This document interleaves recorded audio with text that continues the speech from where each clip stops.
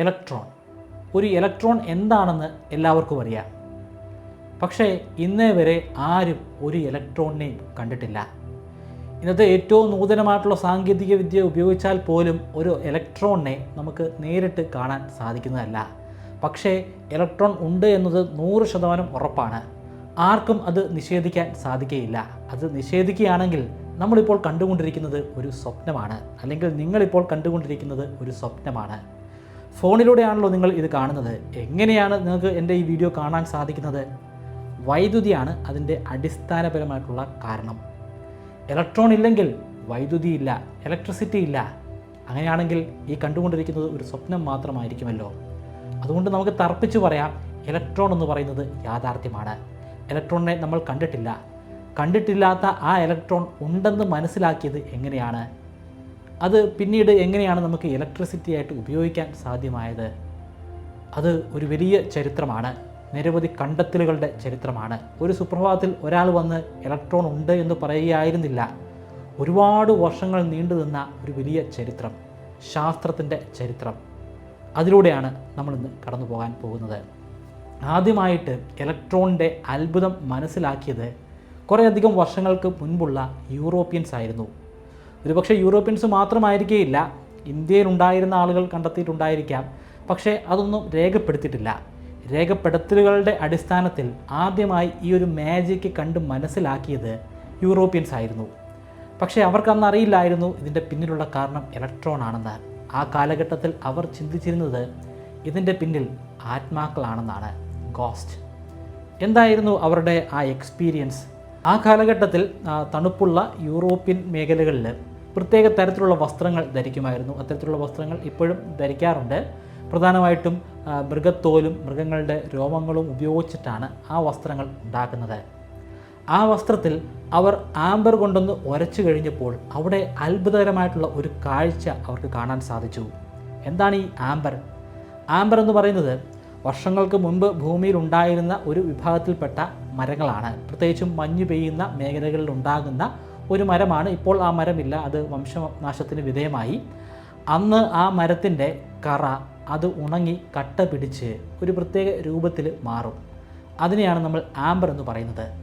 ഈ ആംബർ ഉപയോഗിച്ച് അവർ അവരുടെ ഫർ വസ്ത്രത്തിൽ ഒന്ന് ഉരച്ചപ്പോൾ അവിടെ ചില അത്ഭുതങ്ങൾ സംഭവിക്കുകയാണ്.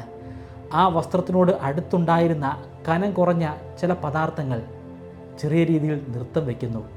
അത് ആ തുണിയോട് ഒട്ടിപ്പിടിക്കാനായിട്ട് ശ്രമിക്കുന്നു. നമ്മൾ അവിടെ നിന്നും അടർത്തി മാറ്റിയാലും അതവിടെ ഒട്ടിപ്പിടിക്കുന്നു.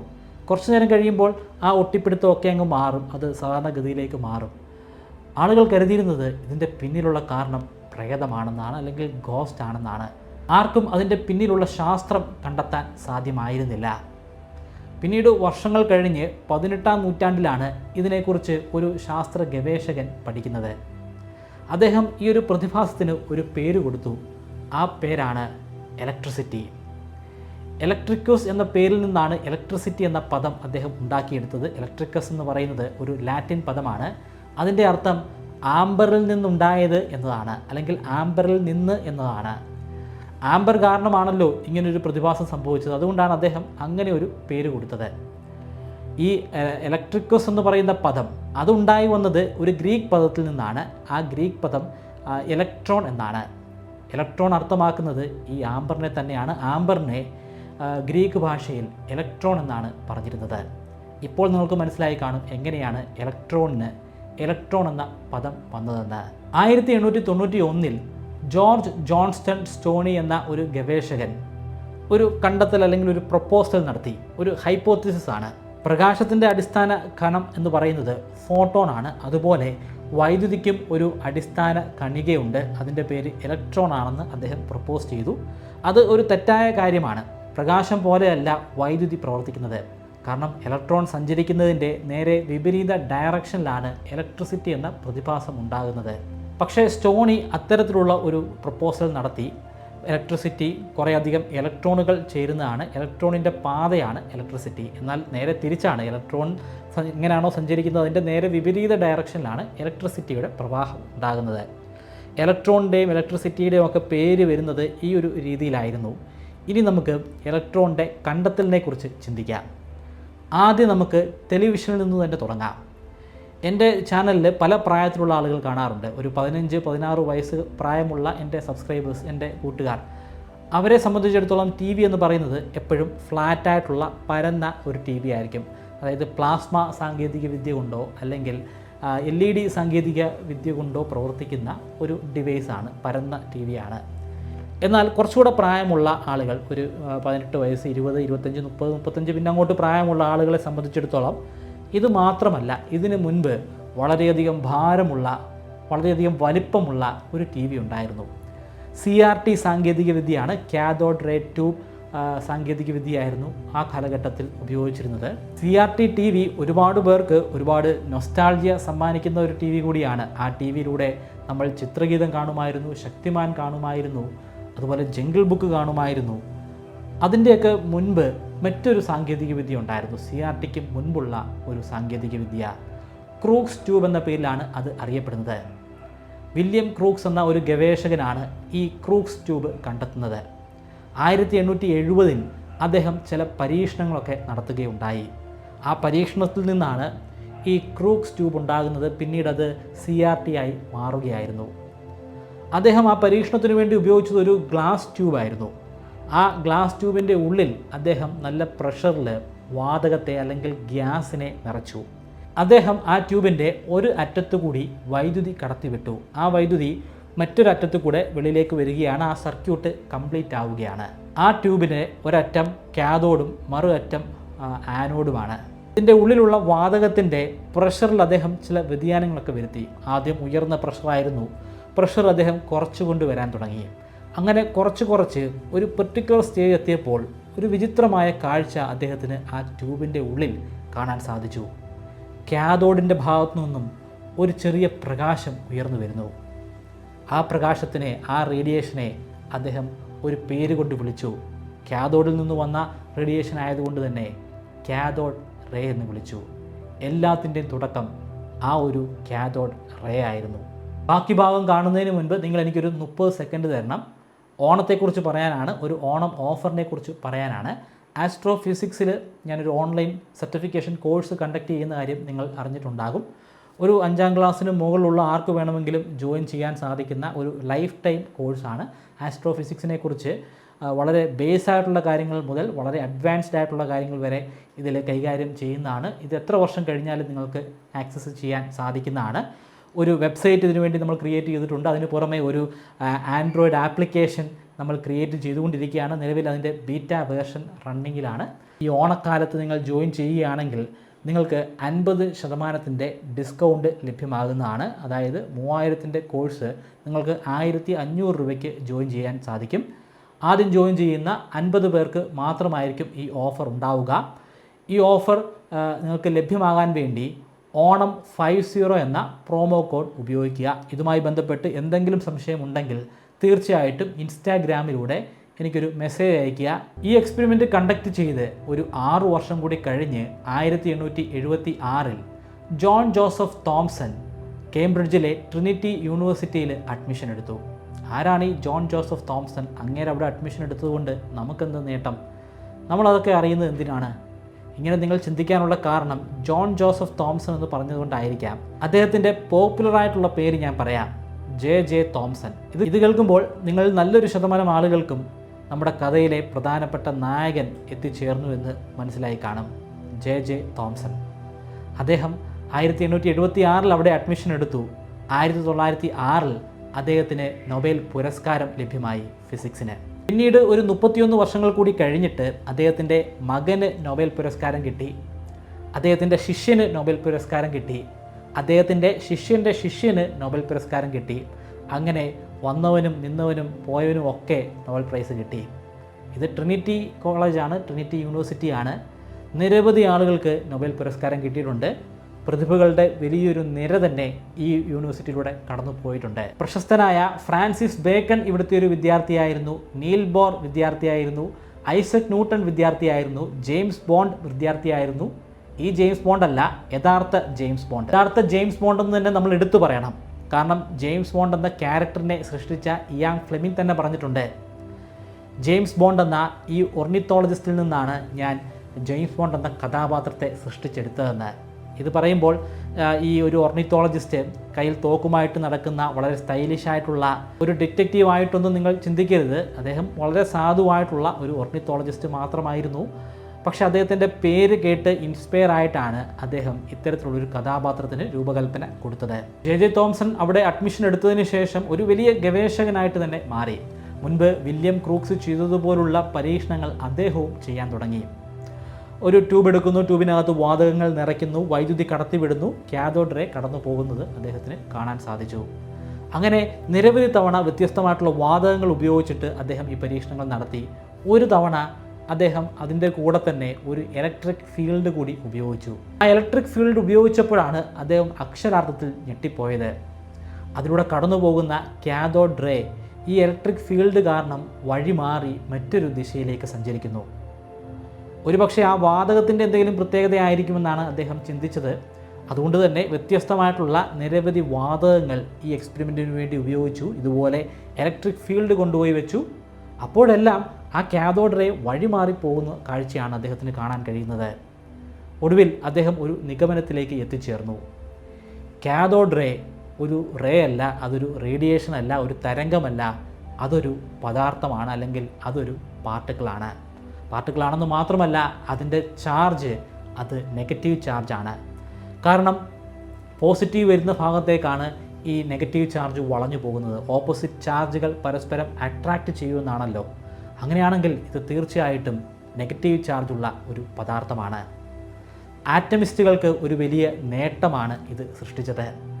ആറ്റമിസ്റ്റുകൾ എന്ന് പറഞ്ഞാൽ ആറ്റം ശരിയാണ്, എല്ലാ പദാർത്ഥവും ആറ്റങ്ങൾ കൊണ്ട് സൃഷ്ടിച്ചതാണെന്ന് വാദിക്കുന്ന ഗവേഷകരാണ്. ആറ്റമിസ്റ്റുകൾക്ക് ഇത് നേട്ടം മാത്രമല്ല, വലിയൊരു തിരിച്ചടി കൂടിയാണ് സമ്മാനിച്ചത്. ആറ്റം ശരിയാണ്, എല്ലാ പദാർത്ഥങ്ങളിലും ആറ്റം അടങ്ങിയിട്ടുണ്ട്. ആ ആറ്റത്തിലെ ഒരു പദാർത്ഥമാണ് ഇലക്ട്രോൺ. എന്നാൽ അവിടെ മറ്റൊരു പ്രശ്നം കൂടിയുണ്ട്. ആറ്റമിസ്റ്റുകളുടെ ആ ആറ്റം എന്ന പദത്തിൻ്റെ അർത്ഥം ഇൻഡിവിസിബിൾ എന്നാണ്. അതായത് നമുക്കൊരു പദാർത്ഥത്തെ ഏറ്റവും ചുരുങ്ങി ഏറ്റവും ചെറിയൊരു പദാർത്ഥമാക്കി മാറ്റാം. അങ്ങനെ മാറ്റിക്കഴിഞ്ഞാൽ അത് ആറ്റമാണ്. ആ ആറ്റത്തെ പിന്നെ നമുക്ക് ഡിവൈഡ് ചെയ്യാൻ സാധിക്കുകയില്ല. എന്നാൽ ജെ തോംസൻ്റെ കണ്ടെത്തലോടുകൂടി അത് തെറ്റുകയാണ്. ആറ്റത്തെ പിന്നെയും നമുക്ക് ഡിവൈഡ് ചെയ്യാം. അങ്ങനെ അദ്ദേഹം ഡിവൈഡ് ചെയ്തെടുത്തതാണ് കാഥോഡ് റേ എന്ന പേരിൽ അറിയപ്പെടുന്ന ഇലക്ട്രോൺ. ജെ തോംസൺ ഈ പരീക്ഷണങ്ങളുടെ അടിസ്ഥാനത്തിൽ ഇലക്ട്രോണുമായി ബന്ധപ്പെട്ട് കുറേയധികം കാര്യങ്ങൾ അദ്ദേഹത്തിൻ്റെ പ്രബന്ധത്തിൽ എഴുതി വെച്ചു. ഇലക്ട്രോണിന് നെഗറ്റീവ് ചാർജാണുള്ളത്, പക്ഷേ ആറ്റത്തിന് ചാർജില്ല. അങ്ങനെയാണെങ്കിൽ ഈ ഇലക്ട്രോൺ അടങ്ങിയിരിക്കുന്ന ആറ്റത്തിൽ മറ്റെന്തോ പാർട്ടിക്കിൾ കൂടിയില്ലേ? ഇലക്ട്രോൺ അവിടെ നിന്ന് മാറിക്കഴിഞ്ഞാൽ അത് പോസിറ്റീവായിട്ട് മാറണം. ഇലക്ട്രോൺ അവിടെ വന്നു ചേരുമ്പോൾ പോസിറ്റീവും നെഗറ്റീവും കൂടി ചേർന്ന് ന്യൂട്രലായിട്ട് മാറുന്നു. ആറ്റം ന്യൂട്രലാണ്. അത് നമ്മൾ കണ്ടുപിടിച്ചിട്ടുള്ള കാര്യമാണ്. ഇലക്ട്രോൺ ഒരിക്കലും മറ്റൊരു ഇലക്ട്രോണുമായിട്ട് കൂടിച്ചേരില്ല. അത് റിപ്പല് ചെയ്ത് അകന്നു പോവുക മാത്രമാണ് ചെയ്യുക. കാരണം ഇലക്ട്രോൺസിനെല്ലാം നെഗറ്റീവ് ചാർജ് ആണല്ലോ. ഒരേപോലുള്ള ചാർജ് ആണെങ്കിൽ അത് അട്രാക്റ്റ് ചെയ്യില്ല, അത് റിപ്പല് ചെയ്ത് അകന്നു പോവുകയാണ് ചെയ്യുന്നത്.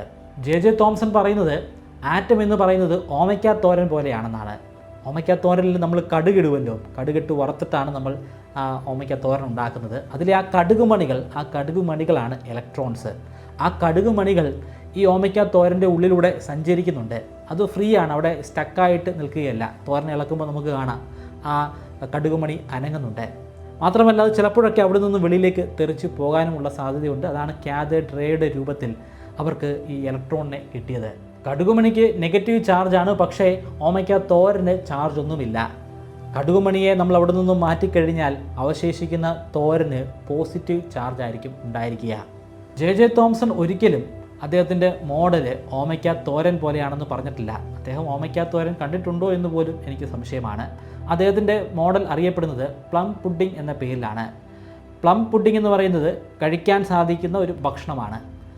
ഇന്ത്യക്കാരധികം കണ്ടിട്ടില്ല. യൂറോപ്യൻ മേഖലകളിൽ ധാരാളമായി ഉപയോഗിക്കുന്ന ഒരു ഭക്ഷണമാണ് പ്ലം പുഡിംഗ്. ഗൂഗിൾ സെർച്ച് ചെയ്ത് നോക്കുകയാണെങ്കിൽ പ്ലം കേക്കിനോട് സാദൃശ്യമുള്ള, എന്നാൽ കണ്ടാൽ തന്നെ കഴിക്കാൻ തോന്നുന്ന തരത്തിലുള്ള ഒരു ഭക്ഷണമായിട്ട് കാണാൻ സാധിക്കും. അവിടെ കേക്ക് പോലുള്ള പദാർത്ഥമുണ്ട്, അതിൻ്റെ ഇടയിൽ പ്ലം അടങ്ങിയിട്ടുണ്ട്, അല്ലെങ്കിൽ മുന്തിരിങ്ങ പോലുള്ള സാധനങ്ങൾ അതിൽ അടങ്ങിയിട്ടുണ്ട്. അപ്പോൾ അതിലടങ്ങിയിരിക്കുന്ന മുന്തിരിങ്ങയാണ് ഇലക്ട്രോൺ. ബാക്കി അവശേഷിക്കുന്ന ആ കേക്ക് പോലെയുള്ള വസ്തു അത് ആ ആറ്റം തന്നെയാണ്. പക്ഷേ ജെ തോംസൺ ഒരിക്കലും പറഞ്ഞിട്ടില്ല തൻ്റെ മോഡൽ പ്ലം പുഡിംഗ് ആണെന്ന്. മറ്റു ചില ഗവേഷകർ പറയുന്നത് അത് ചോക്ലേറ്റ് ചിപ്പ് കുക്കി പോലെയാണെന്നാണ്. വേറെ ചിലർ പറയുന്നത് ബ്ലൂബെറി മഫിൻ പോലെയാണെന്നാണ്. ഇവരെല്ലാം സായിപ്പന്മാരാണ്, യൂറോപ്യൻസ് ആണ്. അതുകൊണ്ടായിരിക്കാം അവർ അവരുടെ ഭക്ഷണവുമായിട്ട് ചേർത്ത് വെച്ച് പറഞ്ഞത്. ജെ തോംസൺ ഒരിക്കലും അത്തരത്തിലുള്ള അഭിപ്രായങ്ങളൊന്നും പറഞ്ഞിട്ടില്ല. സാധാരണക്കാർക്ക് മനസ്സിലാകാൻ വേണ്ടിയാണ് അവർ ആ രീതിയിൽ അതിനെ ഇൻ്റർപ്രറ്റ് ചെയ്തത്. സായിപ്പന്മാർക്ക് അവരുടെ ഭക്ഷണവുമായിട്ട് താരതമ്യപ്പെടുത്താമെങ്കിൽ തീർച്ചയായിട്ട് എനിക്കും നമ്മുടെ ഓമയ്ക്ക തോരനുമായിട്ട് താരതമ്യപ്പെടുത്താം. നിങ്ങൾക്ക് വേണമെങ്കിൽ കഞ്ഞിയും പയറും ഒരു താരതമ്യ പഠനത്തിന് വേണ്ടി എടുക്കാം. എന്തായാലും സംഭവം അതൊരു ഓമയ്ക്ക തോരൻ പോലെയോ അല്ലെങ്കിൽ ഒരു പ്ലം പുഡിംഗ് പോലെയോ ആയിരുന്നു. പക്ഷേ ജെ തോംസൻ്റെ ഈ മോഡല് പൂർണ്ണമായിട്ടും തെറ്റാണെന്ന് പറഞ്ഞുകൊണ്ട് മറ്റൊരു ജാപ്പനീസ് ഫിസിസ്റ്റ് വരികയുണ്ടായി. ഹണ്ടാരോ നഗവോക്ക എന്നാണ് അദ്ദേഹത്തിൻ്റെ പേര്. പക്ഷേ അദ്ദേഹത്തിന് ചെവി കൊടുക്കാൻ ആരും തയ്യാറായിരുന്നില്ല, ആരും കാര്യമായിട്ടൊന്നും ഗവനിച്ചില്ല. അദ്ദേഹം ഒരു മോഡൽ പ്രപ്പോസ് ചെയ്യുന്നുണ്ട്. ആ മോഡൽ അനുസരിച്ച് ശനിഗ്രഹം അല്ലെങ്കിൽ സാറ്റേൺ ഗ്രഹവും അതിൻ്റെ ചുറ്റിനുമുള്ള വലയവും പോലെയാണ് ഒരു ആറ്റം. അതിൻ്റെ മധ്യഭാഗത്തായിട്ട് എന്തോ ഒരു പദാർത്ഥം അടങ്ങിയിട്ടുണ്ട്. അതിൻ്റെ ചുറ്റിനുമായിട്ട് ഇലക്ട്രോൺ അടങ്ങിയിട്ടുണ്ട്. ഇലക്ട്രോൺ അതിനെ ഇങ്ങനെ വലം വെച്ചുകൊണ്ടിരിക്കുകയാണ്. സാറ്റേണിൻ്റെ ചിത്രത്തിലേക്ക് നമ്മൾ നോക്കിയാൽ അവിടെ വേക്കൻ്റായിട്ട് കിടക്കുന്ന സ്പേസ് വളരെ കുറവാണ്. റിങ്ങുകൾ വളരെ അധികം അടുത്താണ് സ്ഥിതി ചെയ്യുന്നത്. മധ്യഭാഗത്തുള്ള സാറ്റേൺ അത് കൂട്ടത്തിൽ ഏറ്റവും വലിപ്പത്തിൽ തന്നെ നമുക്ക് കാണാൻ കഴിയും. പക്ഷേ ആരും അദ്ദേഹത്തിൻ്റെ ഈ തിയറിക്ക് വലിയ പ്രാധാന്യമൊന്നും കൊടുത്തിരുന്നില്ല. ജെ തോംസന് നൊബേൽ പുരസ്കാരം ലഭ്യമായി. അദ്ദേഹത്തിൻ്റെ പ്ലം പുഡിംഗ് മോഡൽ വലിയ പ്രശസ്തിയിലേക്ക് മാറുകയും ചെയ്തു. ജെ തോംസൻ്റെ ഈ മോഡലിനെ പിന്നീട് അട്ടിമറിക്കുന്നത് അദ്ദേഹത്തിൻ്റെ ശിഷ്യനായ എർണസ്റ്റ് റൂദർഫോർഡ് ആയിരുന്നു. 1909 അദ്ദേഹം 2 ഗവേഷകരുടെ സഹായത്താൽ ഒരു എക്സ്പെരിമെൻ്റ് നടത്തി. റൂദർഫോർഡ്സ് ഗോൾഡ് ഫോയിൽ എക്സ്പെരിമെൻ്റ് എന്ന പേരിലാണ് അത് അറിയപ്പെടുന്നത്. അതിനു പുറമെ ഗിഗർ മാസ്ഡൻ എക്സ്പെരിമെൻ്റ് എന്ന പേരിലും ഇത് അറിയപ്പെടുന്നുണ്ട്. അതിൻ്റെ കാരണം അദ്ദേഹത്തെ സഹായിച്ച 2 ഗവേഷകരുടെ പേര് ഗിഗർ എന്നും മാസ്ഡൻ എന്നുമായിരുന്നു. ഇത് വളരെയധികം പ്രാധാന്യമർഹിക്കുന്ന ഒരു പരീക്ഷണമായിരുന്നു. ഈ പരീക്ഷണത്തിലൂടെയാണ് ന്യൂക്ലിയസിലേക്ക് വിരൽ ചൂണ്ടുന്നത്. ഇപ്പോൾ ഇലക്ട്രോൺ മാത്രമേ കണ്ടെത്തിയിട്ടുള്ളൂ. ജെ തോംസൻ്റെ മോഡൽ തെറ്റായിരുന്നുവെങ്കിൽ പോലും അദ്ദേഹം ഒരു വലിയ കണ്ടെത്തൽ നടത്തി. ആറ്റത്തിൻ്റെ ഉള്ളിൽ ഇലക്ട്രോൺ ഉണ്ടെന്ന് കണ്ടെത്തി. അതിനു പുറമെ അതിൻ്റെ മധ്യഭാഗത്തായിട്ട് ഒരു ന്യൂക്ലിയസ് ഉണ്ടെന്ന് കണ്ടെത്തുന്നത് ഈ ഒരു എക്സ്പെരിമെൻറ്റിലൂടെയാണ്. ഈ എക്സ്പെരിമെൻറ്റിന് മുൻപ് നമ്മൾ മറ്റൊരു എക്സ്പെരിമെൻറ്റിനെ കുറിച്ച് പറയണം. റൂദർഫോർഡ് തന്നെ നടത്തിയിട്ടുള്ള, ഇപ്പോൾ 2 വർഷം മുമ്പ് നടത്തിയിട്ടുള്ള ഒരു എക്സ്പെരിമെൻറ്റ്. 1907 ഗിഗറിൻ്റെ ഒപ്പം അദ്ദേഹം ഒരു പരീക്ഷണം നടത്തി. അതിനുവേണ്ടി അവർ ഒരു കൗണ്ടർ ഉപയോഗിക്കുന്നുണ്ടായിരുന്നു. ഈ കൗണ്ടറാണ് പിന്നീട് ഗിഗർ കൗണ്ടറിൻ്റെ കണ്ടെത്തലിന് കാരണമായി മാറിയത്. ഗിഗർ എന്ന പേര് നിങ്ങളിപ്പോൾ കേട്ട് കാണുമല്ലോ. ആ ഗവേഷകൻ തന്നെ പിന്നീട് ഗിഗർ കൗണ്ടർ കണ്ടെത്തുകയായിരുന്നു. നിങ്ങൾ +1 +2 സയൻസ് ആണ് എടുത്ത് പഠിച്ചതെങ്കിൽ ഗിഗർ കൗണ്ടറിനെ കുറിച്ച് തീർച്ചയായിട്ടും കേട്ടിട്ടുണ്ടായിരിക്കും. നമുക്ക് 1907 നടത്തിയ ആ പരീക്ഷണം ഒന്ന് പരിശോധിക്കാം. റൂദർഫോർഡിന് വ്യക്തമായിട്ടുള്ളൊരു ധാരണ ഉണ്ടായിരുന്നു. ആൽഫ പാർട്ടിക്കിൾ എന്ന് പറയുന്നത് ഹീലിയത്തിൻ്റെ ഇലക്ട്രോൺ ഇല്ലാതെ അവശേഷിച്ച് നിൽക്കുന്ന ഭാഗമാണെന്ന്. അത് അദ്ദേഹം തിയറിയുടെയും ലോജിക്കിൻ്റെയും അടിസ്ഥാനത്തിൽ മനസ്സിലാക്കിയതാണ്. അത് ഉറപ്പുവരുത്താൻ വേണ്ടി അദ്ദേഹം ഈ ഒരു കൗണ്ടറിൻ്റെ സഹായത്താൽ ഒരു എക്സ്പെരിമെൻ്റ് നടത്തി. അതിനുവേണ്ടി അദ്ദേഹം ഒരു റേഡിയോ ആക്റ്റീവ് മെറ്റീരിയൽ എടുത്തു. ആ മെറ്റീരിയലിൽ നിന്നും 3 തരത്തിലുള്ള റേഡിയേഷനാണ് പ്രധാനമായിട്ടും വരുന്നത്. ഒന്ന് ആൽഫ, മറ്റൊന്ന് ബീറ്റ, മറ്റൊന്ന് ഗാമ. എന്താണ് ഈ റേഡിയോ ആക്റ്റീവ് മെറ്റീരിയൽ? എങ്ങനെയാണ് അതിൽ നിന്നും ആൽഫ, ബീറ്റ, ഗാമ റേഡിയേഷനൊക്കെ വരുന്നത്? ഇതിനെക്കുറിച്ച് വളരെ ഡീറ്റെയിൽ ആയിട്ട് തന്നെ ഞാൻ ഈ അടുത്തിടയ്ക്കൊരു വീഡിയോ ചെയ്തിരുന്നു. അതുകൊണ്ട് അതിനെക്കുറിച്ച് ഞാൻ ഇവിടെ വിശദീകരിക്കുന്നില്ല. കൂടുതൽ അറിയാൻ താല്പര്യമുള്ളവർക്ക് വേണ്ടി അതിൻ്റെ ലിങ്ക് ഞാൻ ഐ ബട്ടണിൽ കൊടുക്കുന്നുണ്ട്. ഇവിടെ നിങ്ങൾ ഒരു കാര്യം മാത്രം ഓർത്ത് വെക്കുക. റേഡിയോ ആക്റ്റീവ് മെറ്റീരിയലിൽ നിന്നും 3 തരത്തിലുള്ള റേഡിയേഷൻ വരും. Alpha, beta, gamma. അതിൽ നിന്ന് വരുന്ന ആൽഫയാണ് ഇവിടുത്തെ പരീക്ഷണത്തിൻ്റെ പ്രധാനപ്പെട്ട ഒരു കേന്ദ്രമെന്ന് പറയുന്നത്. ആ ആൽഫ എന്താണെന്ന് മനസ്സിലാക്കണം. അതിൻ്റെ ചാർജ് എന്താണെന്ന് അറിയണം. റേഡിയോ ആക്റ്റീവ് മെറ്റീരിയലിൽ നിന്നും വ്യത്യസ്തമായിട്ടുള്ള റേഡിയേഷനുകൾ വരുമെന്ന് ഞാൻ പറഞ്ഞു. പക്ഷേ ആൽഫ മാത്രമാണ് ഇവർക്ക് വേണ്ടത്. ബീറ്റയും ഗാമയും ഒഴിവാക്കാൻ വേണ്ടിയിട്ടുള്ള ക്രമീകരണങ്ങൾ അവർ നടത്തി. അതിനുശേഷം വന്ന ആൽഫയിൽ അവർ പഠനം നടത്തിയപ്പോൾ കൃത്യമായിരുന്നു ഇലക്ട്രോൺ ഇല്ലാത്ത ഹീലിയം ആറ്റമാണ് അവർക്ക് ലഭ്യമായത്. ഇന്നാണെങ്കിൽ നമുക്ക് പറയാം ഇലക്ട്രോൺ ഇല്ലാത്ത ഹീലിയം എന്ന് പറയുന്നത് അതിൻ്റെ ന്യൂക്ലിയസ് ആണെന്ന്. പക്ഷേ ഈ ഒരു പരീക്ഷണം നടത്തുമ്പോൾ അങ്ങനെ ഒരു കോൺസെപ്റ്റ് ഒന്നുമില്ല. അവരെ സംബന്ധിച്ചിടത്തോളം ഇലക്ട്രോൺ ഇല്ലാത്ത ഹീലിയം ആറ്റം, അതാണ് ആൽഫ പാർട്ടിക്കിൾ. അതിൻ്റെ ചാർജ് പോസിറ്റീവാണ്. കാരണം ഇലക്ട്രോണിൻ്റെ ചാർജ് നെഗറ്റീവ് ആണല്ലോ. ഇലക്ട്രോൺ അവിടെ നിന്നും മാറിക്കഴിഞ്ഞാൽ പിന്നെ അവശേഷിക്കുന്നത് പോസിറ്റീവ് ചാർജുള്ള ഹീലിയം ആറ്റമാണ്. ഈ പരീക്ഷണത്തിൻ്റെ അടിസ്ഥാനത്തിലാണ് 1909 അദ്ദേഹം ഗിഗറിൻ്റെയും മാസ്ഡൻ്റെയും സഹായത്താൽ ഒരു പരീക്ഷണം നടത്തുന്നത്. ആ പരീക്ഷണം നടത്താൻ വേണ്ടി അദ്ദേഹം ഉപയോഗിക്കുന്നത് ഒരു ഗോൾഡ് ഫോയിലാണ്. ഗോൾഡ് ഫോയിൽ എന്ന് പറയുന്നത് ഒരു കനം കുറഞ്ഞ ഗോൾഡ് ഷീറ്റാണ്, സ്വർണത്തിൻ്റെ ഒരു ഷീറ്റാണ്. എത്രമാത്രം കനക്കുറവുള്ളതാണെന്ന് ചോദിച്ചു കഴിഞ്ഞാൽ അതിന് കൃത്യമായിട്ടുള്ള ഒരു കണക്കുണ്ട്. 1 മീറ്റർ കനമുള്ള സ്വർണം എടുക്കുക. ആ സ്വർണത്തെ നമ്മൾ 60 ലക്ഷം കഷ്ണങ്ങളായിട്ട് നുറുക്കുന്നു. അങ്ങനെയാണെങ്കിൽ ആ നുറുക്കിയ 60 ലക്ഷം കണങ്ങളിൽ ഒരു കണത്തെ എടുത്തു കഴിഞ്ഞാൽ ആ ഒരു കണമാണ് ഇവിടുത്തെ ഗോൾഡ് ഫോയിൽ അല്ലെങ്കിൽ ഗോൾഡ് ഷീറ്റ്. അത്രയും കനം കുറഞ്ഞ ഒരു ഷീറ്റാണ്. അത് കുറച്ചുകൂടെ സിമ്പിളായിട്ട് മനസ്സിലാക്കാനായിട്ട് നമ്മൾ ഒളിമ്പിക്സ്, നിങ്ങളിപ്പോൾ ഒളിമ്പിക്സ് കണ്ടു കാണുമല്ലോ, ആ ഒളിമ്പിക്സിലെ സ്വിമ്മിംഗ് മത്സരം നടത്തുന്ന വലിയ പൂള് നിങ്ങൾ കണ്ടിട്ടുണ്ടായിരിക്കും. ആ പൂളിലേക്ക് അതിലെ ഒരു സ്വിമ്മറിൻ്റെ കണ്ണിലെ ഒരു പീലി അടർന്നു വീണു എന്ന് കരുതുക. ആ പീലി ആ സ്വിമ്മിംഗ് പൂളിൽ കിടക്കുകയാണ്. ആ സ്വിമ്മിംഗ് പൂൾ എന്ന് പറയുന്നത് 1 മീറ്റർ ഘനമുള്ള ഗോൾഡ് ആണെങ്കിൽ ആ ചെറിയ പീലിയാണ് ഇവിടെ ഉപയോഗിച്ചിരിക്കുന്ന ഗോൾഡ് ഫോയിൽ. ആൽഫ പാർട്ടിക്കിളിനെ ഗോൾഡ് ഫോയിലിലൂടെ കടത്തിവിടുകയാണ്. അങ്ങനെ കടന്നു പോകുമ്പോൾ എന്തൊക്കെ സംഭവിക്കുമെന്ന് അറിയണം, അത് കൃത്യമായിട്ട് രേഖപ്പെടുത്തണം. അങ്ങനെ രേഖപ്പെടുത്താനായി ഒരു സ്ക്രീൻ ഇതിൻ്റെ ചുറ്റിനും ഇവിടെ കാണുന്നത് പോലെ അദ്ദേഹം സ്ഥാപിച്ചു. ആ സെമി സർക്കിൾ രൂപത്തിലുള്ള സ്ക്രീന് സിങ്ക് സൾഫൈഡ് കൊണ്ട് കോട്ട് ചെയ്തതായിരുന്നു. അതുകൊണ്ട് തന്നെ അതിൽ ആൽഫ പാർട്ടിക്കിൾ വന്ന് പതുക്കിയാണെങ്കിൽ കൃത്യമായിട്ട് നമുക്കത് മനസ്സിലാക്കാൻ സാധിക്കും, നമുക്കത് കാണാൻ സാധിക്കും. അതിൻ്റെ ഒരു മാർക്ക് അവിടെ അവശേഷിപ്പിക്കുന്നതാണ്. എക്സ്പെരിമെൻ്റ് കണ്ടക്ട് ചെയ്യുന്നതിന് മുൻപ് റൂദർഫോർഡ് കരുതിയിരുന്നത് ഈ റേഡിയേഷൻ ഒരു സ്ട്രെയിറ്റ് ലൈനായിട്ട് തന്നെ ആ ഗോൾഡ് ഫോയിലിൻ്റെ ഉള്ളിലൂടെ തുളച്ച് അപ്പുറത്തേക്ക് പോകുമെന്നാണ്. ആ റേഡിയേഷൻ പാറ്റേൺ ഒക്കെ നമുക്ക് കാണാൻ സാധിക്കുന്നത് ഗോൾഡ് ഫോയിലിൻ്റെ നേരെ ഓപ്പോസിറ്റായിട്ടുള്ള സ്ക്രീനിലായിരിക്കുമെന്നാണ്. പക്ഷേ എക്സ്പെരിമെൻറ്റിന് ശേഷം അവർക്ക് കാണാൻ സാധിച്ചത് ആ പാറ്റേണുകൾ എല്ലാ ഭാഗത്തും ഉണ്ടെന്നാണ്. ഏറ്റവും കൂടുതലായിട്ട് കാണാൻ സാധിക്കുന്നത് ഈ റേഡിയേഷൻ സോഴ്സിൻ്റെ നേരെ ഓപ്പോസിറ്റുള്ള സ്ക്രീനിൽ തന്നെയാണ്. പക്ഷേ മറ്റ് പല ഭാഗങ്ങളിലും ഈ റേഡിയേഷൻ വന്ന് പതിച്ചിട്ടുണ്ട്, അല്ലെങ്കിൽ ആൽഫ പാർട്ടിക്കിൾ വന്ന് പതിച്ചിട്ടുണ്ട്. അടുത്ത 2 വർഷക്കാലം അദ്ദേഹം ഇതിനെക്കുറിച്ച് മാത്രമാണ് ചിന്തിച്ചുകൊണ്ടിരുന്നത്. ആദ്യമൊന്നും ഇതിൻ്റെ ഉത്തരം അദ്ദേഹത്തിന് കിട്ടിയിരുന്നില്ല. ഈ ഒരൊറ്റ എക്സ്പെരിമെൻറ്റ് മാത്രമല്ല അദ്ദേഹം ഇതിനുവേണ്ടി നടത്തിയത്. ഇതിനു മുൻപ് അദ്ദേഹം ഒറ്റയ്ക്ക് തന്നെ മൈക്ക ഫോയിൽ ഉപയോഗിച്ചിട്ട് ഇതേ എക്സ്പെരിമെൻറ്റ് നടത്തിയിരുന്നു പലതവണ. അതിനുശേഷമാണ് ഗോൾഡ് ഫോയിൽ ഉപയോഗിച്ചിട്ട് 2 ഗവേഷകരുടെ സഹായത്താൽ ഈ എക്സ്പെരിമെൻറ്റ് വീണ്ടും നടത്തുന്നത്. മൈക്ക ഫോയിൽ നൽകുന്നതിനേക്കാൾ മികച്ച പ്രിസിഷൻ അല്ലെങ്കിൽ കൃത്യത ഈ ഗോൾഡ് ഫോയിലുകൾക്ക് തരാൻ സാധ്യമാകും. എല്ലാം കൃത്യമാണ്, ഒരു തെറ്റുമില്ല. ഇനി ഇതിൻ്റെ കാരണമാണ് കണ്ടെത്തേണ്ടത്. 2 വർഷത്തിനു ശേഷം അദ്ദേഹം ഒരു സൊല്യൂഷനുമായിട്ട് എത്തിച്ചേർന്നു.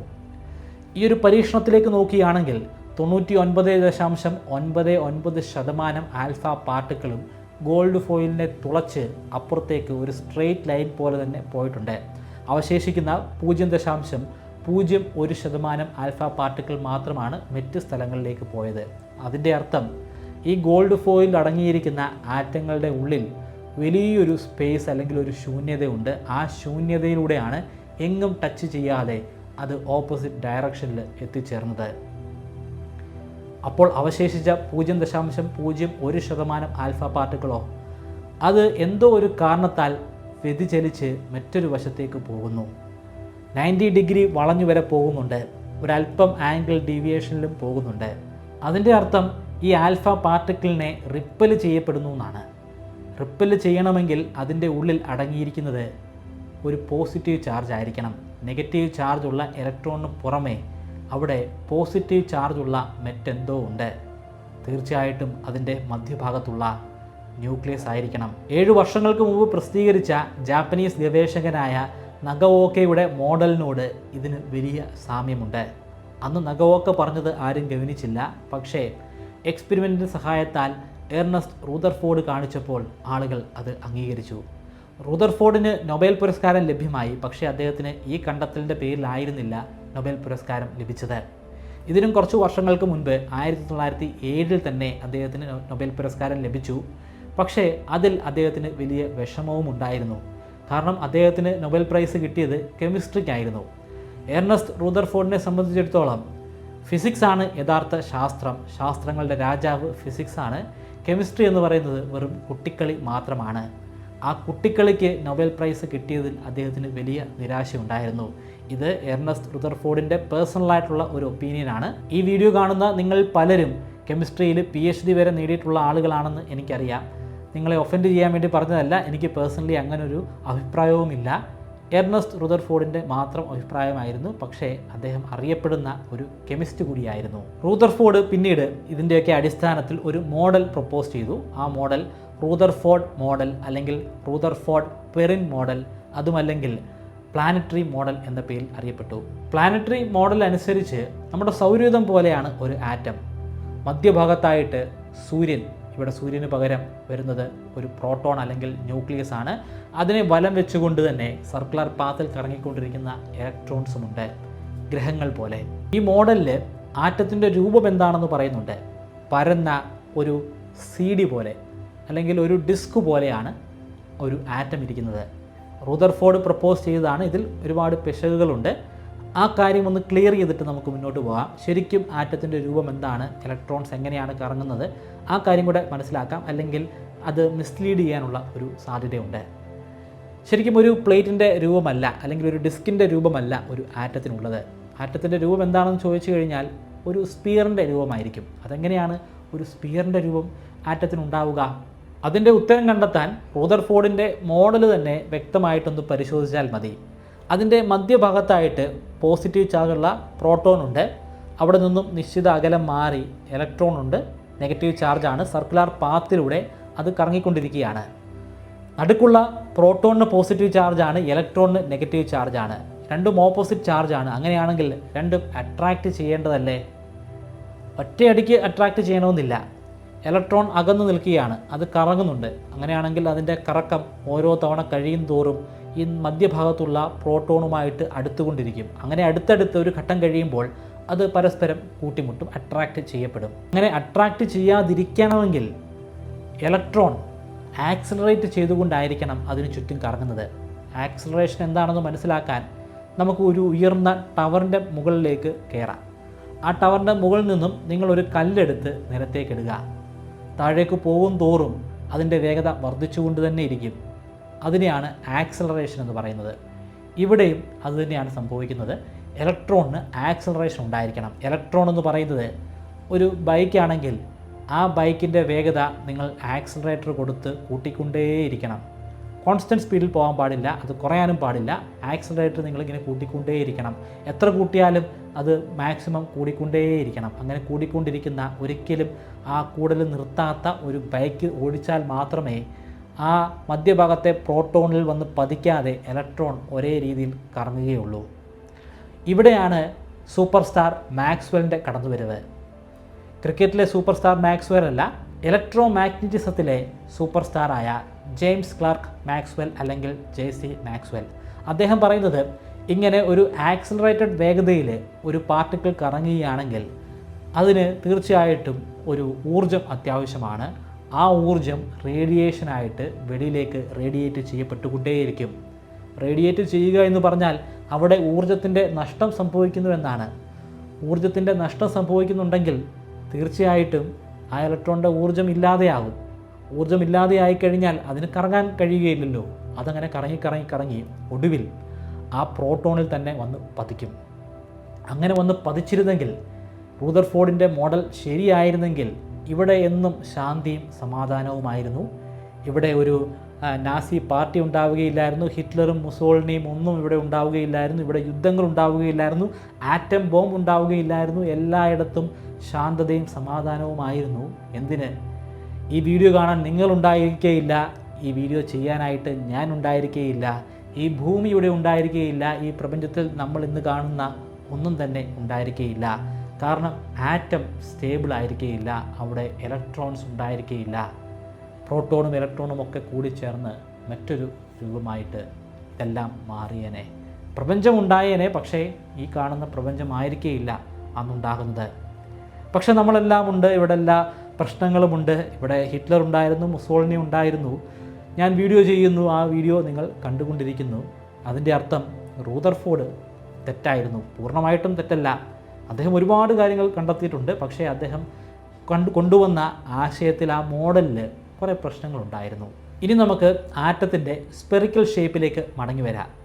ആറ്റത്തിനൊരു ഡിസ്കിൻ്റെ രൂപമല്ല, അതെന്തുകൊണ്ടാണെന്ന് ഞാൻ പറഞ്ഞു. പക്ഷേ അതിന് സ്പിയറിൻ്റെ രൂപമാണെന്ന് പറയുമ്പോൾ പോലും നിങ്ങൾക്ക് ചോദിക്കാം, എന്തുകൊണ്ട് സ്പിയർ? എന്തുകൊണ്ട് അതിനൊരു ക്യൂബിൻ്റെ ഷേപ്പായിക്കൂടാ?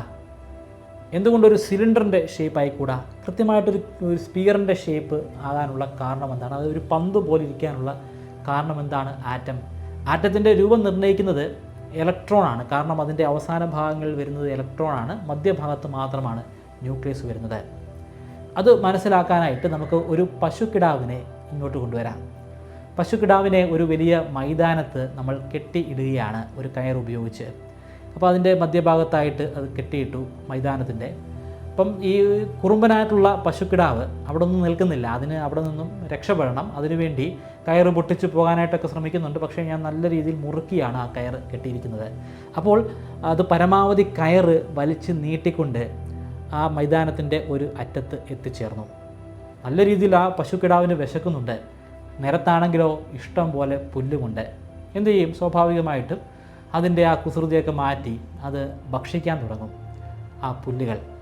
അപ്പോൾ അപ്പോഴും കുറുമ്പൻ തന്നെയാണ്, അതിന് തിരിച്ചുള്ളിലേക്ക് പോകാൻ ഒട്ടും താല്പര്യമില്ല.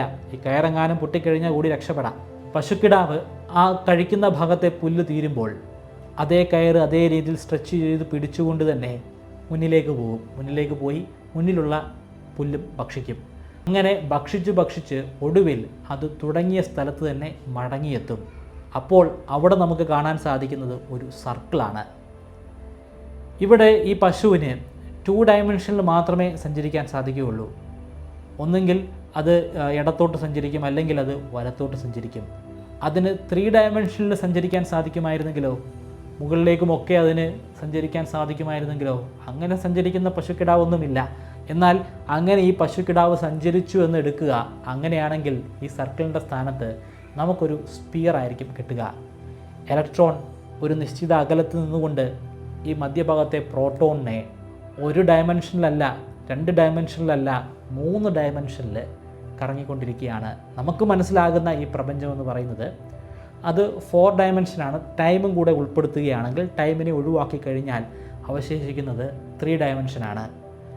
നമ്മളുടെ ഈ ഒരു റൂം എടുക്കുക. ഈ റൂമിലുള്ള ഏതൊരു പോയിൻറ്റും നമുക്ക് ഒരു 3 ഡയമെൻഷൻ പോയിൻ്റായിട്ട് XYZ ആക്സിസുകൾ ഉപയോഗിച്ചിട്ട് നമുക്ക് നിർവചിക്കാൻ സാധിക്കും. അപ്പോൾ ഈ റൂമിൽ അടങ്ങിയിരിക്കുന്ന ആറ്റങ്ങൾ, റൂമിലെല്ലാം ആറ്റമാണല്ലോ, ഇവിടെ എല്ലാം ആറ്റമാണ്. നമ്മൾ ഈ ശ്വസിക്കുന്ന ഈ വാതകത്തിൽ പോലും, ഈ ഓക്സിജനിൽ പോലും അടങ്ങിയിരിക്കുന്നത് ഓക്സിജൻ ആറ്റമാണ്. അവിടെയും ഈ 3 ഡയമെൻഷൻ ബാധകമാണ്. അവിടെയുള്ള ആറ്റത്തിൻ്റെ രൂപം 3 ഡയമെൻഷനുള്ള ആ സ്പിയറിൻ്റെ രൂപമാണ്. നമുക്ക് റൂദർഫോർഡിൻ്റെ പരീക്ഷണങ്ങളിലേക്ക് മടങ്ങിപ്പോകാം. അദ്ദേഹത്തിന് ആൽഫ പാർട്ടിക്കിൾ എന്ന് പറയുന്നത് ഒരു വീക്ക്നെസ് ആയിരുന്നു. ജെ തോംസണിന് കാഥോഡ് റേ ഒരു വീക്ക്നെസ് ആയതുപോലെ അദ്ദേഹം കണ്ടിടത്തെല്ലാം ഈ ആൽഫ പാർട്ടിക്കിളിനെ വലിച്ചെറിയാൻ തുടങ്ങിയെന്ന് പറഞ്ഞാൽ കൈകൊണ്ടെടുത്ത് എറിയാൻ ഇതൊരു പന്തൊന്നുമല്ല. റേഡിയോ ആക്റ്റീവ് മെറ്റീരിയൽ ഉപയോഗിച്ച് ആൽഫ പാർട്ടിക്കിളിനെ അദ്ദേഹത്തിന് തോന്നിയ സ്ഥലങ്ങളിലേക്കൊക്കെ അയച്ചു. അദ്ദേഹം ഹൈഡ്രജൻ എടുത്തു, ഹൈഡ്രജനിൽ ഇങ്ങനെ ആൽഫ പാർട്ടിക്കിൾ കടത്തിവിട്ടു. അപ്പോൾ അദ്ദേഹം വിചിത്രമായിട്ടുള്ള ഒരു പ്രതിഭാസം കണ്ടു. ഹൈഡ്രജനിൽ നിന്നും ഒരു പദാർത്ഥം വെളിയിലേക്ക് വരുന്നു. ആ പദാർത്ഥം എന്താണെന്ന് മനസ്സിലാക്കാൻ ശ്രമിച്ചു. അതിനെ കൃത്യമായിട്ട് പ്രിസൈസായിട്ട് അദ്ദേഹം മെഷർ ചെയ്തു. അതൊരു പാർട്ടിക്കിളാണ്, അതൊരു റേഡിയേഷൻ അല്ല. അതൊരു പാർട്ടിക്കിളാണ്, മാത്രമല്ല അതിന് പോസിറ്റീവ് ചാർജാണ് ഉള്ളത്. അതിൻ്റെ അർത്ഥം മധ്യഭാഗത്ത് ന്യൂക്ലിയസിൽ അടങ്ങിയിരിക്കുന്ന പ്രോട്ടോണിനെയാണ് അദ്ദേഹം കണ്ടെത്തിയിരിക്കുന്നത്. അതിന് അദ്ദേഹം പ്രോട്ടോൺ എന്നുള്ള പേര് തന്നെ കൊടുത്തു. പ്രോട്ടോൺ എന്ന് പറയുന്നത് ഒരു ഗ്രീക്ക് പദമാണ്. ആ പദത്തിൻ്റെ അർത്ഥം ഫസ്റ്റ് അല്ലെങ്കിൽ ആദ്യത്തേത് എന്നാണ്. ഹൈഡ്രജനിൽ അങ്ങനെ ഒരു പ്രോട്ടോണിനെ കണ്ടെത്തി. പിന്നെ ഈ ഹൈഡ്രജനെ മാറ്റിയിട്ട് അവിടെ നൈട്രജനെ വെച്ച് വീണ്ടും ആൽഫ പാർട്ടിക്കിളിനെ ഇങ്ങനെ അയച്ചുകൊണ്ടേയിരുന്നു. പിന്നെയും അദ്ദേഹം ഇത്തരത്തിലുള്ള പ്രോട്ടോണിനെ, ഹൈഡ്രജനിൽ കണ്ടതുപോലുള്ള പ്രോട്ടോണിനെ കാണാൻ തുടങ്ങി. പക്ഷേ ഹൈഡ്രജനിൽ കണ്ടതുപോലല്ല, ഇവിടെ കൂടുതലായിട്ട്, നൈട്രജനിൽ കൂടുതലായിട്ട് പ്രോട്ടോൺ വെളിയിലേക്ക് വരുന്നുണ്ട്. അപ്പോൾ അദ്ദേഹം ഒരു നിഗമനത്തിലേക്ക് എത്തിച്ചേർന്നു. ഹൈഡ്രജനിൽ ഒരു പ്രോട്ടോൺ അടങ്ങിയിട്ടുണ്ട്, അതേസമയം നൈട്രജനിൽ ഒന്നിലധികം പ്രോട്ടോൺ അടങ്ങിയിട്ടുണ്ട്, അല്ലെങ്കിൽ ഒന്നിലധികം ഹൈഡ്രജൻ തന്നെ അടങ്ങിയിട്ടുണ്ട്. പിന്നീട് 1920 അദ്ദേഹം ഒരു ഇൻ്റർനാഷണൽ കോൺഫറൻസിൽ പങ്കെടുത്തിരുന്നു. ആ കോൺഫറൻസിൽ അദ്ദേഹം ഒരു പ്രബന്ധം അവതരിപ്പിച്ചു. അതുവരെ പല ഗവേഷകരും അദ്ദേഹത്തിൻ്റെ മോഡലിൽ ചൂണ്ടിക്കാണിച്ച സംശയങ്ങളുടെ ഒരു ഉത്തരവുമായിട്ട്, ഒരു സൊല്യൂഷനുമായിട്ടാണ് അദ്ദേഹം വന്നത്. ആറ്റത്തിൻ്റെ ഒരു സ്ട്രക്ചറുമായിട്ടാണ് വന്നത്. ഈ സ്ട്രക്ചർ അനുസരിച്ച് ഇലക്ട്രോൺ ഉണ്ട് ആറ്റത്തിൻ്റെ വെളിയിലായിട്ട്. അത് മധ്യഭാഗത്തുള്ള ന്യൂക്ലിയസിനെ വലം വയ്ക്കുന്നു. മധ്യഭാഗത്തുള്ള ന്യൂക്ലിയസ്, അവിടെ പോസിറ്റീവ് ചാർജുള്ള പ്രോട്ടോൺ ഉണ്ട്. അതിനു പുറമെ അതിനോടൊപ്പം തന്നെ നെഗറ്റീവ് ചാർജുള്ള ഇലക്ട്രോണുമുണ്ട്. കേൾക്കുമ്പോൾ തന്നെ വളരെ വിചിത്രമായിട്ടുള്ളൊരു കോൺസെപ്റ്റായിട്ട് നമുക്ക് തോന്നും. പലരും ചൂണ്ടിക്കാണിച്ച പ്രശ്നമാണ് മധ്യഭാഗത്തുള്ള പ്രോട്ടോൺ. അങ്ങനെ പ്രോട്ടോണായിട്ട് നിലനിൽക്കാനായിട്ട് അവിടെ മറ്റെന്തെങ്കിലും ഒരു പദാർത്ഥം കൂടി ഉണ്ടായിരിക്കണം, അതിൽ പറ്റിപ്പിടിച്ചായിരിക്കണം അതവിടെ നിലനിൽക്കുന്നത്. പക്ഷേ അദ്ദേഹത്തിൻ്റെ ഈ കോൺസെപ്റ്റിലെ പ്രശ്നമെന്ന് പറയുന്നത് ഇലക്ട്രോണിൻ്റെ മാസ്സാണ്. ഇലക്ട്രോണിൻ്റെ മാസ് ആ ഘട്ടത്തിലൊക്കെ കൃത്യമായിട്ട് മെഷർ ചെയ്തു വെച്ചിട്ടുണ്ടായിരുന്നു. പ്രോട്ടോണ് വളരെയധികം മാസ്സുണ്ട്. ഇലക്ട്രോണിനെ വെച്ച് നോക്കുകയാണെങ്കിൽ, കൃത്യമായിട്ട് പറയുകയാണെങ്കിൽ ഇലക്ട്രോണിൻ്റെ മാസിൻ്റെ 1836 ഇരട്ടി മാസ്സാണ് പ്രോട്ടോൺ ഉള്ളത്. അത് വളരെ വലിയൊരു വ്യത്യാസം തന്നെയാണ്. അതുകൊണ്ട് തന്നെ ഈ ഒരു സ്ട്രക്ചർ തിയറി ആ കോൺഫറൻസിൽ വിലപ്പോയില്ല. ഒരുപാട് പേർ എതിർപ്പുകളുമായിട്ട് മുന്നോട്ട് വന്നു. അതിനുശേഷവും പിന്നീട് പല പരീക്ഷണങ്ങളും അദ്ദേഹം നടത്തി. ആ പരീക്ഷണങ്ങളുടെയൊക്കെ ഒടുവിൽ അദ്ദേഹത്തിന് കിട്ടിയത് കൃത്യമായിട്ടുള്ള ഒരു സൊല്യൂഷനൊന്നും ആയിരുന്നില്ല. പക്ഷേ പല ആശയങ്ങളുമായിട്ട് അദ്ദേഹം മുന്നോട്ട് വന്നു. മധ്യഭാഗത്ത് പ്രോട്ടോണിനോടൊപ്പം തന്നെ നെഗറ്റീവ് ചാർജുള്ള വേറെ പദാർത്ഥമുണ്ട്. അതിന് പ്രോട്ടോണിൻ്റെ അത്രയും തന്നെ മാസ് ഉണ്ട്. പക്ഷേ ഇതൊന്നും സബ്സ്റ്റാൻഷിയേറ്റ് ചെയ്യാൻ അദ്ദേഹത്തിന് സാധ്യമാകുന്നില്ല. ഒടുവിൽ അദ്ദേഹം റിട്ടയർ ചെയ്യുകയാണ്. പിന്നീട് അദ്ദേഹത്തിന് കാര്യമായിട്ട് പഠനങ്ങൾ നടത്താൻ സാധ്യമായില്ല. ഇവിടെയാണ് വളരെ ബ്രില്യൻ്റ് ആയിട്ടുള്ള മറ്റൊരു സയൻറ്റിസ്റ്റിൻ്റെ വരവ്. അദ്ദേഹത്തിൻ്റെ പേര് ചാഡ്വിക് എന്നാണ്. ഈ ചാഡ്വിക്ക് എർണസ്റ്റ് റൂദർഫോർഡിനോടൊപ്പം തന്നെ പരീക്ഷണങ്ങൾ ഏർപ്പെട്ടിട്ടുള്ള ഒരു ഗവേഷകനാണ്. എർണസ്റ്റ് റൂദർഫോർഡിൻ്റെ ഒരു ശിഷ്യനാണ്. 1920കളിൽ ഇവർ രണ്ടുപേരും ചേർന്നിട്ടാണ് പരീക്ഷണങ്ങൾ നടത്തിയിരുന്നത്. അതായത് റൂദർഫോർഡിൻ്റെ ഈ പ്രോബ്ലത്തിൻ്റെ സൊല്യൂഷൻ കണ്ടെത്താൻ വേണ്ടിയുള്ള ശ്രമങ്ങളിലൊക്കെ ചാഡ്വിക്ക് ഒപ്പം ഉണ്ടായിരുന്നു. എന്നാൽ 1932 അതിൽ വിജയിക്കാൻ ചാഡ്വിക്കിന് ഒറ്റയ്ക്ക് സാധ്യമായി. അത് അദ്ദേഹം പ്രസിദ്ധീകരിക്കുകയും ചെയ്തു. അദ്ദേഹത്തിൻ്റെ ആ പ്രസിദ്ധീകരണത്തിലേക്ക് വരുന്നതിന് മുൻപ് 2 വർഷങ്ങൾക്ക് മുൻപ് 1930 ജർമ്മനിയിൽ നടന്ന ചില പരീക്ഷണങ്ങളെക്കുറിച്ച് കൂടി നമ്മൾ പറയണം. ബോത്ത് ബെക്കർ എന്ന പേരിൽ അറിയപ്പെടുന്ന 2 ഗവേഷകർ, റൂദർഫോർഡിനെ പോലെ തന്നെ ഇവർക്കും ആൽഫ പാർട്ടിക്കിൾ എന്ന് പറയുന്നത് ഭ്രാന്തായിരുന്നു. കണ്ടിടത്തെല്ലാം ഈ ആൽഫ പാർട്ടിക്കിളിനെ അവർ എടുത്തെറിയുകയാണ്. ലിഥിയത്തിൽ അവർ പരിശോധിച്ച് നോക്കി, ബെറീലിയത്തിൽ പരിശോധിച്ച് നോക്കി, ബോറോണിൽ പരിശോധിച്ച് നോക്കി. ഇവിടെയൊക്കെ അവർക്ക് പുതിയൊരു സാന്നിധ്യം കാണാൻ സാധ്യമായി. പുതിയൊരു റേഡിയേഷൻ ആണെങ്കിൽ പോലും ഈ റേഡിയേഷനെക്കുറിച്ച് അവർ നേരത്തെ മനസ്സിലാക്കിയിട്ടുണ്ട് മേരി ക്യൂറിയിൽ നിന്നും. ഇത് റേഡിയോ ആക്റ്റീവ് മെറ്റീരിയലിൽ നിന്നും വെളിയിലേക്ക് വരുന്ന ഗാമ റേഡിയേഷനാണ്. അത് ശരിവെച്ചുകൊണ്ട് തന്നെ മേരി ക്യൂറിയുടെ മകളും മരുമകനും അതേ വർഷം തന്നെ ഇതേ രീതിയിലുള്ള ഒരു പ്രൊപ്പോസൽ നടത്തി. ഐറിൻ എന്നും ഫെഡറിക് എന്നുമാണ് അവരുടെ പേര്. ഇത് തെറ്റാണെന്ന് തെളിയിച്ചുകൊണ്ടാണ് 1932 ചാഡ്വിക്ക് ഒരു സൊല്യൂഷനുമായിട്ട് വരുന്നത്. അദ്ദേഹത്തിനും ഇതേപോലെ തന്നെ ഒരു റേഡിയേഷനെ കണ്ടെത്താൻ സാധ്യമായി. പക്ഷേ അതൊരിക്കലും ഗാമ റേഡിയേഷൻ അല്ലെന്നാണ് ചാഡ്വിക്കിൻ്റെ വാദം. അത് ഒരു വെറും വാദം മാത്രമല്ല, അദ്ദേഹം ആ ഗാമ റേഡിയേഷനെ മെഷർ ചെയ്ത് അതിൻ്റെ വാല്യൂ എടുത്തപ്പോഴാണ് അദ്ദേഹത്തിന് മനസ്സിലായത് അതൊരു റേഡിയേഷനോ തരംഗമോ അല്ല, മറിച്ച് ഒരു പാർട്ടിക്കിളാണ്. പ്രോട്ടോൺ പോലെ, ഇലക്ട്രോൺ പോലെയുള്ള മറ്റൊരു പാർട്ടിക്കിൾ. പക്ഷേ ഈ പാർട്ടിക്കിളിന് മുമ്പ് പറഞ്ഞ ആ 2 പാർട്ടിക്കിൾ പോലെ ചാർജ് ഇല്ല, അത് ന്യൂട്രലാണ്. അതുകൊണ്ട് തന്നെ അദ്ദേഹം അതിന് ന്യൂട്രോൺ എന്ന പേരാണ് കൊടുത്തത്. അതും ഒരു മികച്ച കണ്ടുപിടുത്തമായിരുന്നു. ഒട്ടും വൈകാതെ 1935 തന്നെ ചാഡ്വിക്കിന് ഫിസിക്സിൽ നൊബേൽ പുരസ്കാരം ലഭ്യമായി. എർണസ്റ്റ് റൂദർഫോർഡിന് വലിയ രീതിയിലുള്ള ഒരു അസൂയയായിരിക്കും ചാഡ്വിക്കിനോട് തോന്നുക. കാരണം റൂദർഫോർഡ് ആഗ്രഹിച്ചത് ഫിസിക്സിലുള്ള ഒരു നോബൽ പുരസ്കാരമാണ്. പക്ഷേ അത് കിട്ടിയിരിക്കുന്നത് തൻ്റെ ശിഷ്യനായിട്ടുള്ള ചാഡ്വിക്കിനാണ്.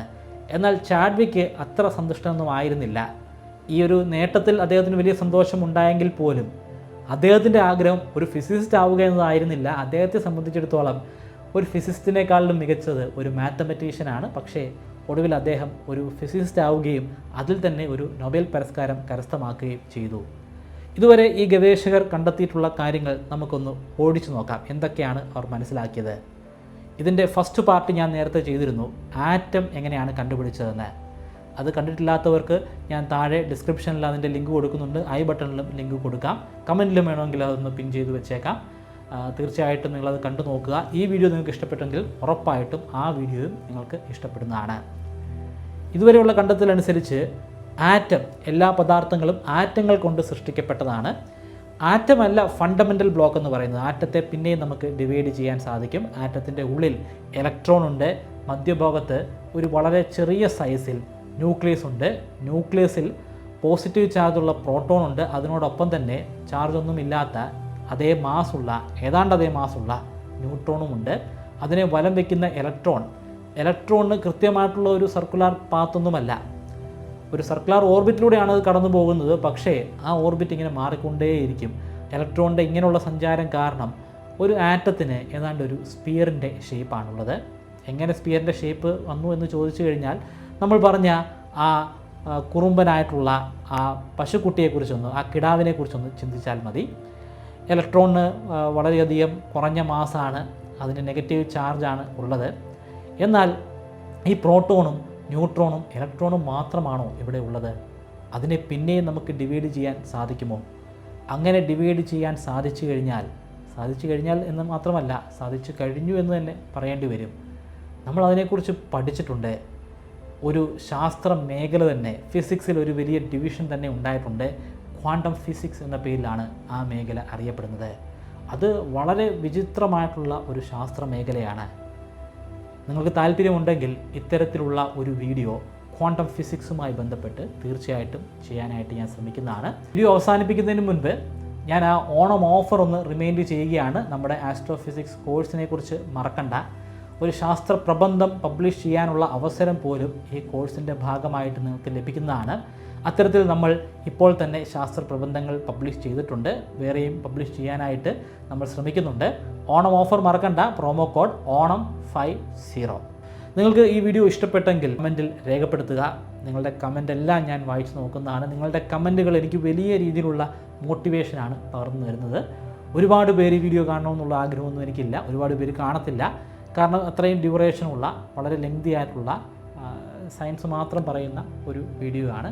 വലിയ വ്യൂസ് കിട്ടത്തില്ല. പക്ഷേ അതെനിക്കൊരു വിഷയമല്ല. എന്നെ സംബന്ധിച്ചിടത്തോളം നിങ്ങൾക്ക് ഇത് എത്രമാത്രം ഇഷ്ടപ്പെട്ടു എന്ന് എനിക്കറിയണം. നിങ്ങളുടെ അഭിപ്രായങ്ങൾ അതെന്താണെങ്കിലും എനിക്ക് വായിക്കണം. ഈ വീഡിയോ ഇഷ്ടപ്പെട്ടെങ്കിൽ ഇത് ലൈക്ക് ചെയ്യുക. ഇത്തരത്തിലുള്ള വീഡിയോകൾ കാണാൻ താല്പര്യമുണ്ടെങ്കിൽ തീർച്ചയായിട്ടും ഈ ചാനലൊന്ന് സബ്സ്ക്രൈബ് ചെയ്യുക.